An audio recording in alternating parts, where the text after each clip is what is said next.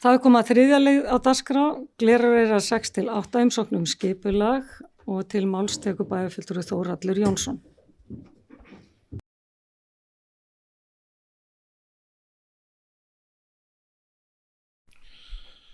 Forseti, ágætu bæjarfulltrúar, þetta fyrsti liður í fundargerð skipulagsráðs frá 29. maí 2024.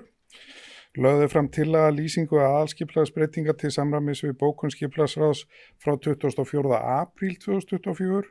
Í breytingunum felst að svæði sem að afmarkast að Borgarbraut, Glerárgötu, Þórunnarstræti, Byggðavegi og Klettaborg breytist í miðsvæði og heimild fyrir 100 til 150 íbúðir.